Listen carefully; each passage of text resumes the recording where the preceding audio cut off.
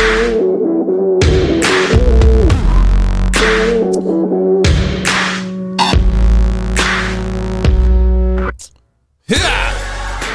y'all, welcome to Cross Politic Midweek Fix. It's good to be with you guys. And as you guys hopefully know by now, all the shows that are on our network, all of them. All of them. Yeah. We got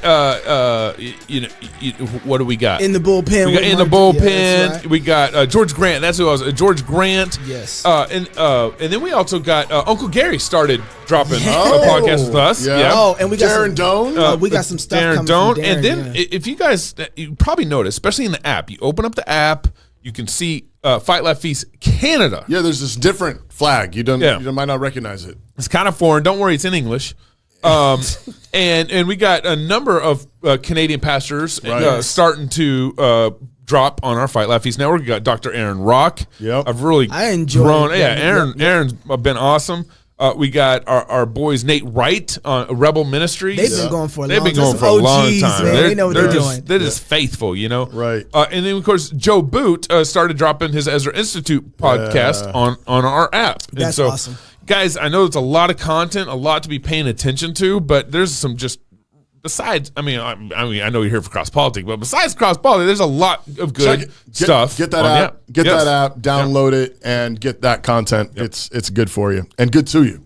This episode, this midweek fix, is brought to you by the Armored Republic. The mission of Armored Republic is to honor Christ by equipping free men with tools of liberty necessary to preserve God-given rights. In the Armored Republic, there's no king but Christ. Amen. That's also true in the whole universe. And Canada. We are Free Craftsman. Body armor is a tool of liberty. They create tools of liberty, and free men must remain ever vigilant against tyranny wherever it appears. God has given us the tools of liberty needed to defend the rights He's bestowed on us. Armored Republic is honored to offer you those tools. So visit them, support them, and support us by going to Armored Republic, AR500armor.com. That's AR, the numbers 500armor.com. And you Canadians who are tuning in, you might want to go there too. Just saying. Hey, we are very grateful to have with us today on the Midweek Fixed the Reverend Dr. Joe Boot. He's a Christian thinker, cultural apologist, and philosopher, founder and president of the Ezra Institute for Contemporary Christianity, and the founding pastor of Westminster Chapel. He's also the author of The Mission of God, which if you haven't gotten or read, What's Wrong with You People, and the forthcoming new book, King of Rulers. Stop it. Dr. Boot, thank you for joining us on Cross Politic again. Great to be with you. Thanks for having me back, gents. Good to see you. Yes, sir. Absolutely. So Quebec just yesterday announced that they're going to tax all the unvaxxed. And when Blackface Trudeau heard about it, he said he was interested in hearing more. So what's going on in Canada exactly? Yes, it's an interesting situation right now, to say the least. Things that people said could or would never happen have been happening for some time. And this is the latest in a round of draconian measures. The province of Ontario went back into a kind of lockdown after Christmas again. So schools were out, maximum gatherings inside 5 people, maximum outside 10. Gosh. Wait, there's a limit on outside? Yeah, 10 people, yeah. But there's trees outside. They can't catch COVID. Restaurants for indoor dining are shut. Churches have been put to 50% in the province of Ontario. In Quebec, they're now closed. First, they introduced vax passports for churches. Wow. And then closed the churches altogether. And now their latest ploy is to introduce basically a fine for not being vaccinated, which they're calling a health tax, which I'd be more than happy with if they can just give me my taxes back and I can have private healthcare. But that's not allowed. That's illegal in Canada. There is no private healthcare in Canada. Oh, man. So this is now, I'm just waiting for them to add a health tax to all the clinically obese, the drug addicts, the alcoholics, those with sexually transmitted diseases and so on, so that we're not paying for them. But we'll never likely to see that kind of a private system here anytime soon. So that's Quebec, which seems to, at the moment, be leading the pack in terms of the most draconian and totalitarian measures. And actually, our prime minister recently has called the unvaccinated, in a French interview, racist, most likely to be racist, misogynist, anti-science people, taking up space in the country. So it's all fun and games in Canada here right now. Now, it seems to me that they have to kind of mandate this. They have to do this totalitarian play because you can't have any variables in it. Yeah. So if you mandate everyone to be vaxxed, or if you mandate all churches to shut down or whatever, they can say, "See, it worked." Yeah. And then to whatever extent it doesn't work, they blame anybody that didn't comply. That didn't comply because that totalitarian. They're trying this here in the United States. I mean, it's before the Supreme Court right now that businesses over 100 employees have to vax. Right. But nothing. I remember talking to my city council after all the craziness happened, and then like a year later, I asked some people in our city council, "Do you think what you did was right? Would you do it again?" And they're like, "Yeah, it worked." It worked. So Joe, what strange brew has Canada been drinking for the last number of years to get to this place? This doesn't just happen overnight. Soy milk. What do you see? Like, take us on a brief history of Canada of the last few decades. I don't know. Yeah. How do we get here? Well, it's interesting that Gabe referred to a kind of social experiment there and the control of the environment. Because actually Canada has been referred to as a social experiment. And the first thing you need to have in any valid experiment is completely controlled conditions. And it does make you wonder sometimes right now whether they are looking to just be completely rid of any control group. But how do we get there? I think that, back in, if you look at some of the founding era debates in Canada around the Lord's Day Act in 1904, 1905, thereabouts, you can actually read the speeches of Canadian senators calling upon their fellow senators to apply the law of God to the nation, arguing that we uphold the details of God's law with respect to murder and perjury and these kinds of things. Why are we not upholding it with regard to the Sabbath? And invoking the word of God and saying that we will go down as a nation if we set the law of God at variance and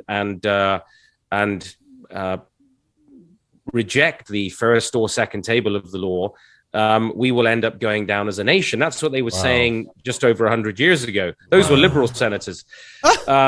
Then, just like the rest of the West, there was the experience of World War I and World War II, and the development of a much more liberal paradigm, especially influenced by France and the Nordic countries, and eventually in the late 1960s with actually Justin Trudeau's father, Pierre Trudeau. He was actually friends with all kind of very interesting characters around the world like Castro and others. And he brought about, really, I would say, the end of old Christian Canada. And at the end of the 1960s, we saw abortion and homosexual practice and all those things become decriminalized. And then in 1982, there was something called the Canadian Charter of Rights and Freedoms, which basically meant that Canada was no longer governed by the British North America Act, which tied us much more closely to Britain. And we had this written constitution like the Nordic nations, only without the kind of robust protections more robust protections that the US Constitution provides you. So there's caveats in our Constitution. And this last 2 or 3 years has actually been the first major test of the Section 2 Charter rights and freedoms. And basically our Charter of Rights and Freedoms has been suspended, seemingly almost indefinitely. We can't travel freely. We're under tremendous coercion to take a state-mandated medical treatment. We can't enter certain premises without showing papers and so on. So it's been actually a fairly fast journey since the end of World War II, but the shocking speeding up has happened in the last 10 to 15 years, where radical progressivism and the statist agenda of the Canadian politicians and ideology that has taken over a secular, humanistic, I would say neo-pagan worldview is now dominating both the intellectual and political landscape, and there's very little pushback at all. And I think we're going to touch in a minute on the passage of Bill C-4, which was actually fast-tracked through both the House and the Senate by the Conservatives. Yeah. It's interesting to me that you start off by connecting the fall of Canada to just toying with or listening to partial parts of God's word and not all of God's word. Mm-hmm. It started there. And I think how many denominations, how many people in personal lives where you see them just listen to part of the scriptures and not the other part, right. And then 5 degrees down the road you're 5 miles apart. Well, it was about 1980 when they actually in the end overturned the Lord's Day bill, the Lord's Day Act, and following that with this new progressive liberal charter, which the design of which was to actually give the state ultimate power, right? Yeah. To create a society that was much more in line with the liberty, fraternity and egalitarian agenda of the French Revolution than the constitutional freedoms of Britain. And the Lord's Day Act was overturned, and then soon enough you've got the so-called gay marriage.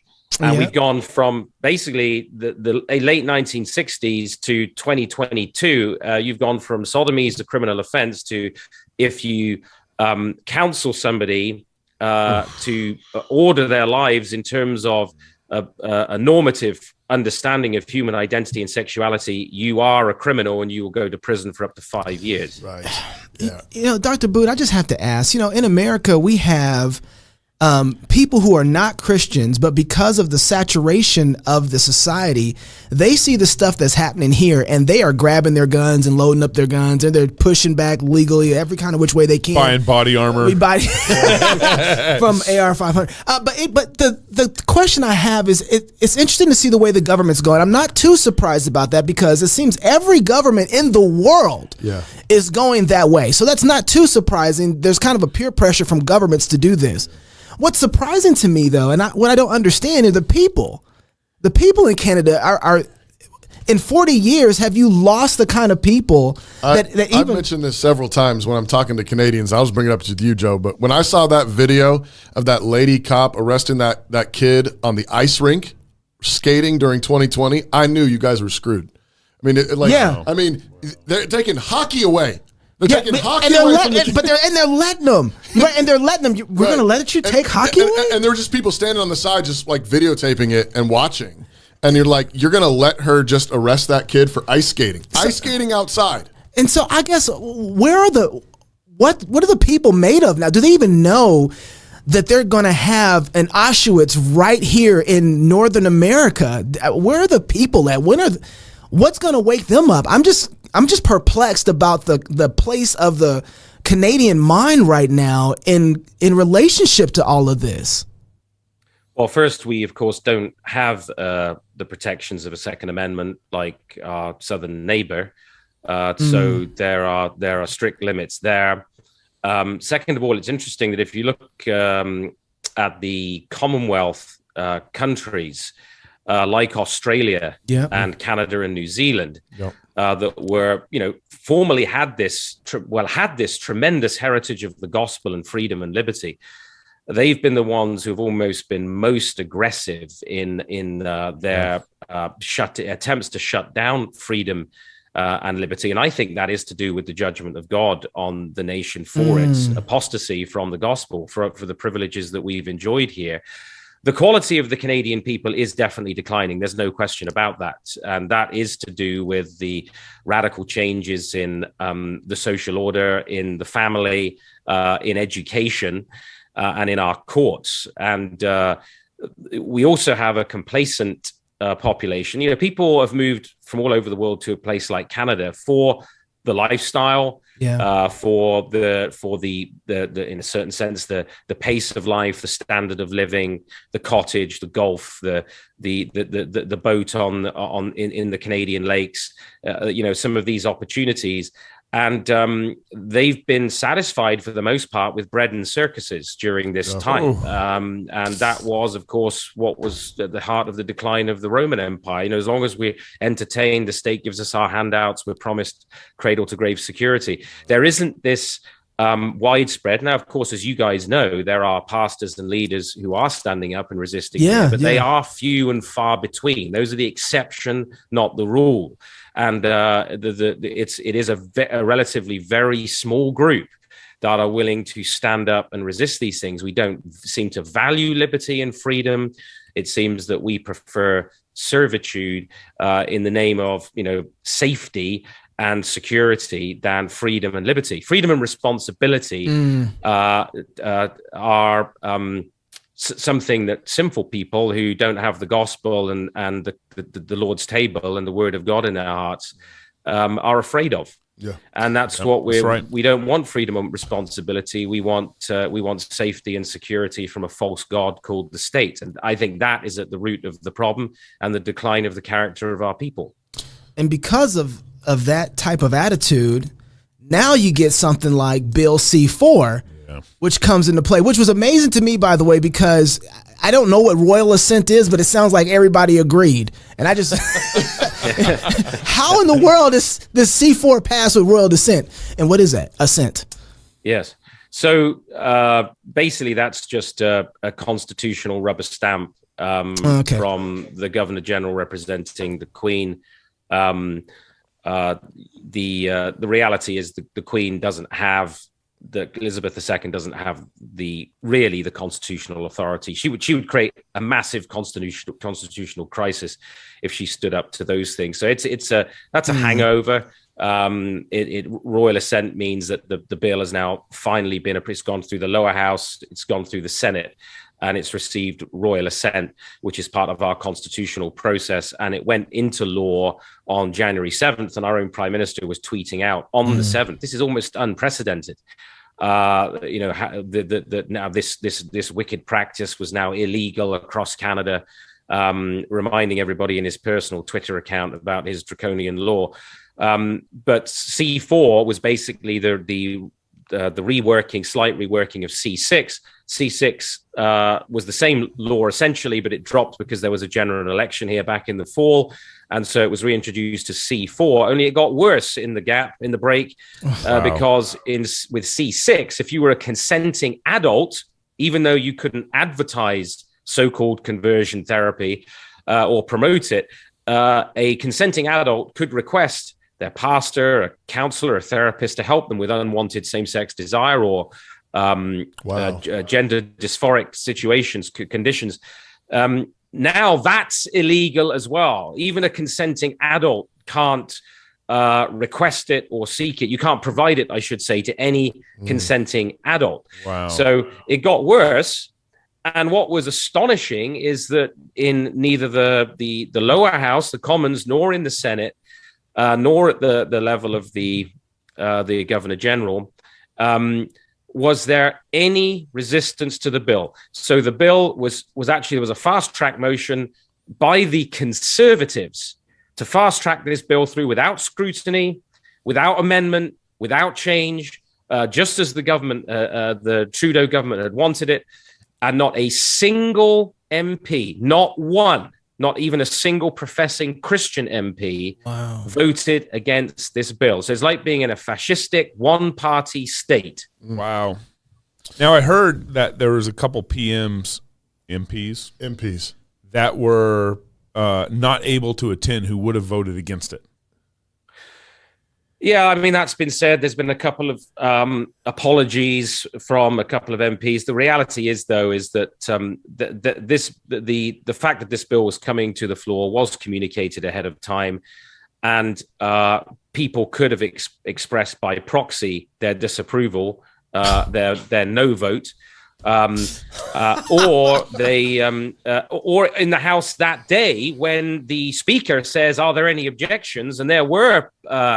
The House was full of conservative MPs, including some professing Christians. They could have stood up and said, "No, I don't support this bill, and I cannot vote yes to this." And that would have put a spanner in the works. That didn't happen.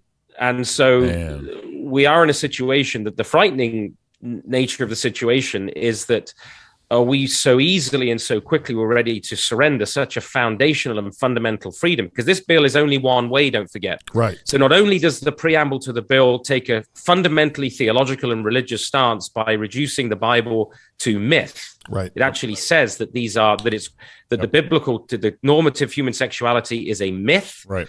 And actually queer theory, pretty much developed by our European intellectuals in the middle to the latter part of the last century and popularized by people like feminist, lesbian, Jewish American scholars like Judith Butler, is now the law of the land. Right. You got an anti-scientific pagan idea is replaced and replaces scripture, and which is now considered mythology. That's what it calls it. If you engage in even trying to reduce or suppress somebody's non-normative sexual desires, then you are engaging in conversion therapy, and you can go to prison. So this is really a terrifying situation now, and it indicates the direction in which Canada seems to want to move. And the fact that there was no resistance to it at the political level is obviously profoundly disturbing. But Joe, the Gospel Coalition is telling you to chill out, man. Just the Gospel Coalition of Canada. They released an article this last week. Toby reported on Daily News Brief on Tuesday, and they're basically saying, "Hey, I think you're a little worked up, and this hasn't been settled in the courts. Overreacting. You're overreacting, and I think you are." Well, yeah, we were overacting when we said it wasn't 2 weeks to flatten the curve. Bars. And here we are 2 years later. And the churches across the nation are facing, still in the midst of restrictions and mask mandates and limitations, and in some provinces, even complete closure. And of course, this was said way back, back in the early part of the 21st century, when same-sex marriage, civil partnerships, same-sex marriage, these things came in. Oh, no, it's not a slippery slope. No, peace. Yeah. Nothing to see here. Don't worry, et cetera, et cetera. Well, look, the fact is the courts have already demonstrated their attitude towards Christians with appealing to their religious freedom on these issues. The Supreme Court of Canada ruled in the case of Trinity Western University, who wanted a law school, that in a law school, in a university where there is a lifestyle commitment, a lifestyle document that commits the student to a biblical standard, whoever they are, during their studies at the university. And they weren't allowed their law school. Basically, the Supreme Court has said you can't have a genuinely distinctly Christian institution in Canada that upholds Christian values. They've already made their ruling on this. The notion that the courts are going to come to the rescue of counselors and therapists or pastors on this who are counseling or teaching. Don't forget, this applies to parents as well. If you're a parent in Canada, you've got a 12 or 13-year-old struggling with same-sex desire or gender dysphoria, and you take them to your church pastor for a series of sessions about biblical sexuality. That's a crime. It's a crime for the parent, not just the pastor, because you cause somebody to undergo conversion therapy. Right. Now, pastors who think that this is now, it's the law of the land. It's not an overreaction. This is illegal.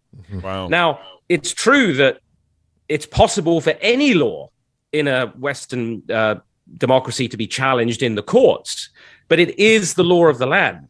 And I don't hold out any real hope that based on the track record of the Supreme Court, we are going to see a bill passed unanimously by all parties in both the lower house and the Senate. You expect a liberal judiciary of government appointees to be standing up for the freedoms and liberties of Christians and the church in this? I don't think so. So maybe with COVID, okay, let's just say that I could see some of the pastors in Canada seeing COVID and just saying, you know what, we're going to follow the guidelines. We're not going to make a big fuss about this. And some of the churches out there that decide to stay open, they want to separate themselves from them because, you know, you guys are just missing it on this. And there isn't any clear admiration, teaching on scripture about how to handle COVID. Fair enough. But conversion therapy, every church in Canada has to be flipping out about this one, though. This is clear. This is right at the home of their counseling, their Sunday morning services, their every Tuesday Bible studies, everything that they do, that they're called to do, and calling men to be men, women to be women. This is right at the heart of their message. Every church is flipping out about this right now, right? Well, stop. You would hope so. You would think so, but tragically, that isn't the case. In fact, there were regional bylaws to this effect in different provinces already. This is a federal bill added to the criminal code. So this is the government taking out the biggest stick that's available to it, the criminal code. But there were already bylaws in various provinces. And gents, I had already had requests from certain churches before I came to speak, even if I was just using a church building for a conference, to supply my notes and my PowerPoint in advance so that it could be scrutinized to make sure the church wasn't going to fall afoul of one of these local bylaws. Wow. So that's already happened. No, for the most part, churches and church movements are relatively quiet on this. We have launched, as you probably know, a campaign.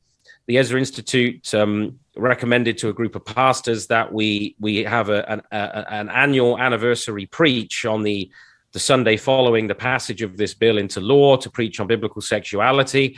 And we do believe that several hundred churches are going to be participating in that this coming Sunday. Good. To preach on biblical sexuality, which is something.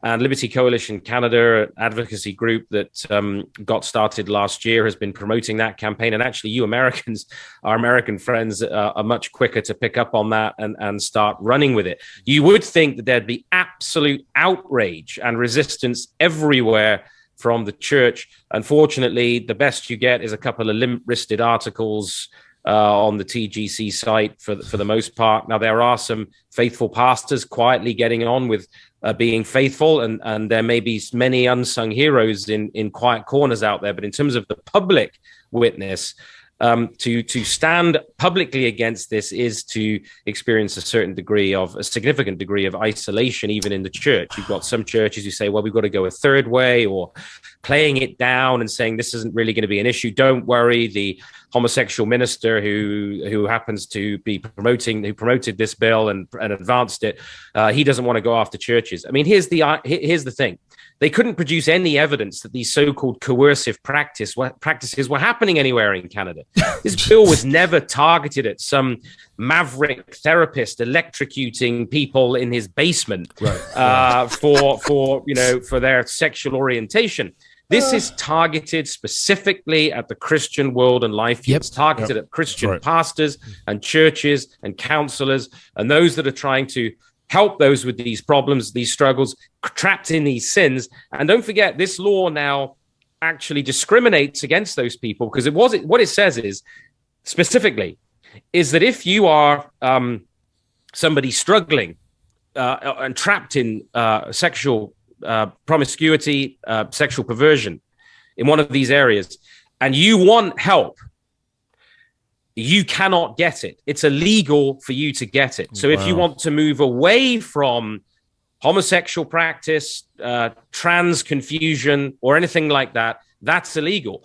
But if you want counseling and help to transition to being as a man to being a woman, or a woman to being a man, or to become transsexual or an outed homosexual, you can get all the help, all the counsel that you want with that. Right. So this is an anti-conversion bill. It's not an anti-conversion therapy bill. It's an anti-conversion law. That's right. And it's the first major one in a Western country, I would say. It's not which conversion therapy you're going to be preaching. Right. It is which. Precisely. It's not if.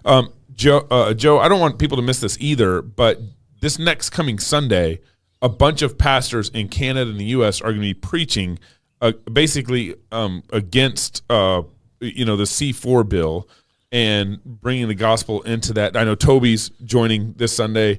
Pastor Wilson. Pastor Wilson's joining. I know there's a bunch of pastors in our denomination, the CREC. Didn't MacArthur that's joining. as MacArthur well? sent an email out. Yeah. And I think if you're a pastor and you're listening, I would encourage you to kind of think about maybe joining this Sunday. It's Wednesday night. There's still time to rewrite that message. Yeah. And the reason why this is important, I think, for American churches to join in this is because getting a tidal wave of messages against this is important, but I also think that Canadian politicians actually do see what happens in the U.S., and it does affect them to some degree. Joe, do you have any comments on that? Yeah, that's actually very true. It also affects the churches. You probably noticed that some Christian leaders up here have been fairly sensitive to criticism of them from American evangelicals. And puts some fire under their feet, and I think that's really important that happens. And it's not just the churches. Yes, politicians do notice and do take note of the response stateside, south of the border, and the more public exposure that can be given to this totalitarian piece of legislation that will be threatens to put Christian parents and pastors and counselors in prison for teaching, for instructing, counseling in a normative Christian lifestyle. That reaction down south will have an effect up here. There are a few churches too that are going to be reading a statement, or read a statement last Sunday, or may read it this Sunday as well. So there is some reaction here. But nowhere near enough. And the more help we can have from the United States in drawing public attention to this. I mean, that's what we do internationally, isn't it? If China is doing something, if we're seeing bills in Scandinavia, exactly, we try and draw attention. That produces international pressure. And the Canadian government will not like that. They will not like the exposure of this as basically destroying religious freedom in Canada. Joe, thanks for that. And before we finish, we do want to talk about your new book, King of Rulers. And somehow, I don't think that's unrelated to all of this. No. So tell us about this new book and why did you write it? And why we don't have a copy.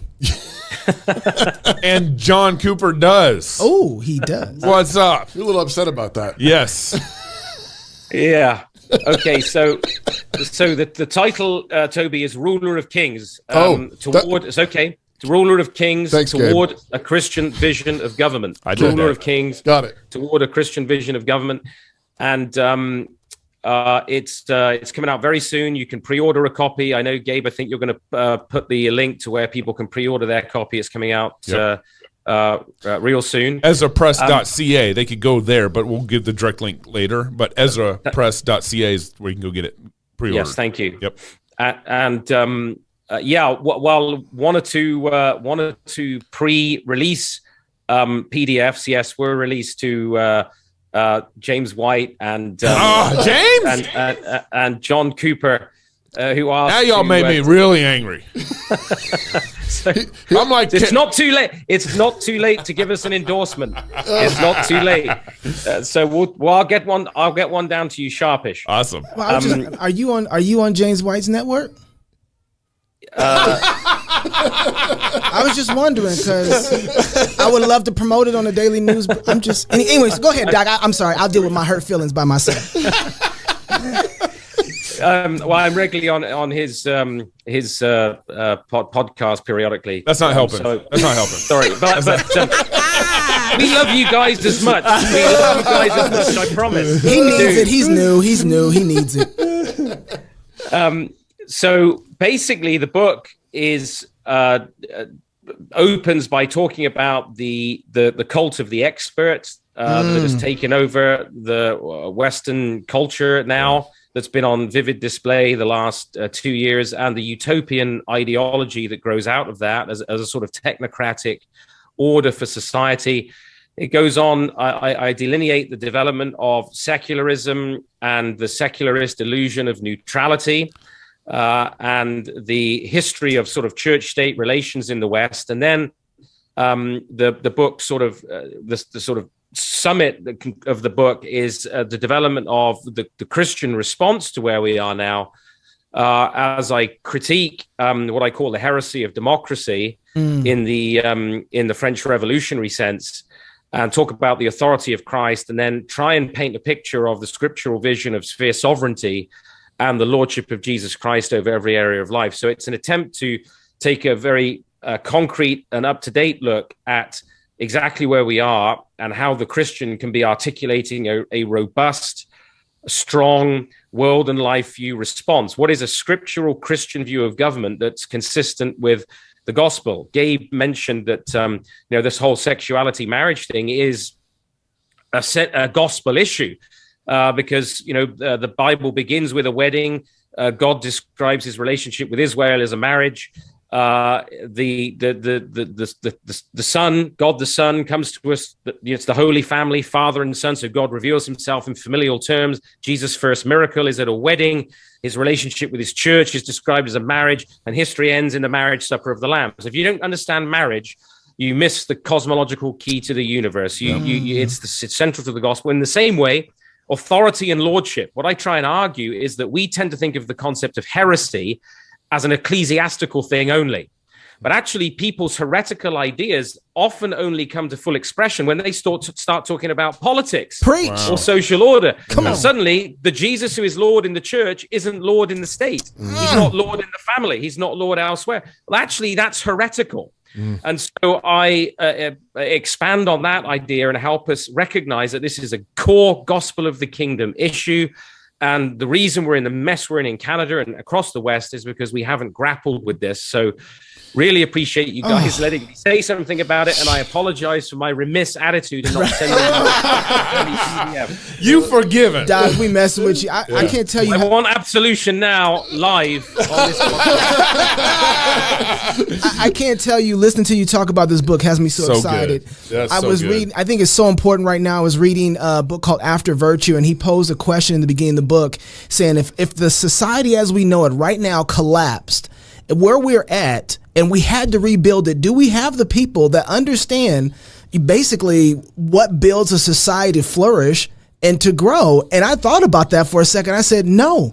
Yeah. We don't have those faculties anymore because we're so biblically literate, and then understanding how all that Bible applies to every facet in our society, And so I'm so grateful to hear about this book, man. I can't wait to get a copy of it. When you were talking about Bill C-4 being a direct attack on the Christian life and worldview, I think that was spot on. Yep. But the thing that I think many Christians and many pastors miss is that more than that, Bill C-4 and bills like it are direct attacks on Jesus. That's right. That's right. They're attacking us by proxy. Yep. We're his people, and so they're attacking us. They're attacking biblical Christianity, but what they're actually attacking is Jesus and his power to change sinners. Yep. And I think that's the thing is that people don't get is when you pass bills like this and people say, well, I don't want to get into politics. Look, politics just walked in your door. That's right. I mean, they're how you parent your kids inside your home. But they're attacking Christ, and that's why it's when you refuse to say then this is the gospel, this is the truth. It really is a heresy. So I'm excited to That's look. a critical point, actually, Toby. That you see, because man cannot strike out directly at God, nobody can pull Christ down off his throne out of the heavens. Yeah. So to strike at God, man strikes at God's image. That's right. His image bearer. Right. And the attempt to remake man is of course an attempt to make an idol, to bear the image of something else, to reflect an idol, to reflect the will purpose of an idol, of a false god to society and culture. Karl Marx understood this. He said the key to the Holy Family is the earthly family, and to destroy the former, you must destroy the latter in theory and in practice. He recognized that the only way to pull down God, the Christian God and the Christian worldview, was to strike at God's image in the family and in human sexuality. And that's what this is. It's absolutely an attack on God himself, to strike at God by an attempt to destroy his image bearer, male and female. And this is what we are. This is what we're now very much up against. Dr. Joe Boot, thank you so much, man. Appreciate you. That's good. Appreciate you fighting out there. EzraPress.ca is where we're going to be able to find Ruler of Kings, or you can just look inside the notes and you'll have it there too. So if you're single, get married. If you're married, have kids. And if you have kids, go baptize them. Until Sunday, love God with all your heart, soul, mind, and strength. Love your neighbor as yourself. Go fight, laugh, and feast. This is Cross Politic.